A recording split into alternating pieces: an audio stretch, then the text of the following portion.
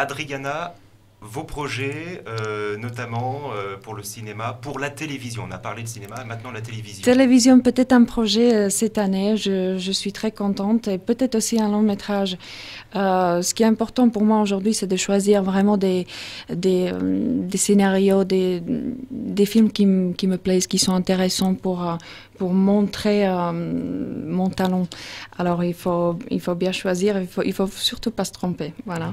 On vous a vu récemment dans une série, comment dire, enfin une émission sur les top modèles, Mm. hein, retour un petit peu aux premières amours. Donc ça vous a plu, ça vous a... C'était une très très jolie expérience parce que oui, j'étais crédible dans ce rôle de président du jury parce que j'ai fait ce métier, je faisais le métier de mannequin depuis 16 ans. Alors pour moi d'être à l'autre côté de la barrière, de pouvoir juger les filles, de leur donner des conseils en même temps, c'était très intéressant. Et on vous retrouvait d'ailleurs un petit peu rigide, un petit peu strict, un petit peu pointu, perfectionniste. En fait, je voulais pas jouer un rôle dans cette Émission. émission. Je voulais vraiment être moi-même. Et je sais que ce métier est très difficile. Je voulais pas faire rêver les filles pour rien. Je voulais leur dire comment ça se passe vraiment, comment la vie, comment la vraie vie des mannequins, comment elle est. Voilà. Vous êtes consciente Alors, que beaucoup de jeunes filles rêvent d'avoir un parcours comme le vôtre?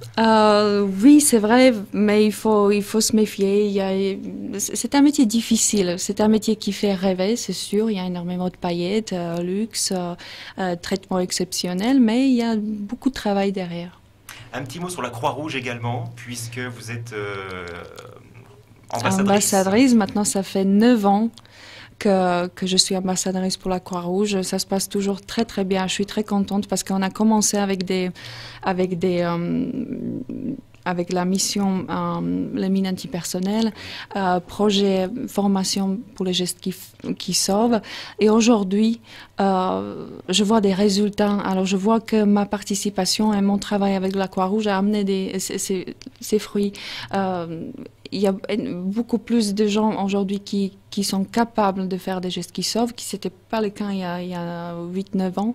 Alors, je suis très contente. Et puis, je vous rappelle que 17 et 18 mai, c'est la quête nationale de la Croix-Rouge. Alors, soyez généreux, je vous en supplie.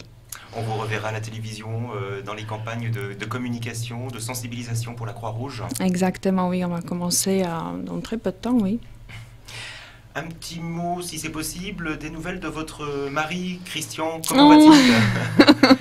On le connaît dans la région, puisque C'est vrai? Nantes Oui, c'est étant pas une loin, ville c'est vrai. voisine. C'est vrai, il passe beaucoup de temps parce que toute sa famille, beaucoup de ses amis, ils sont là. Alors, il passe souvent. Malheureusement, aujourd'hui, il n'est pas avec moi. Il a des choses importantes à faire à Paris.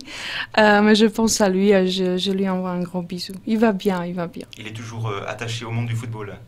Oui, mais c'est pas pareil comme avant. Vous savez, maintenant, Ouais. ça fait 3 ans qu'il joue pas. Alors, il a une vie différente, mais il est très épanoui. J'appréhendais ce moment, comment ça va être, comme il va arrêter de jouer, mais il est bien, il est heureux, tout va bien.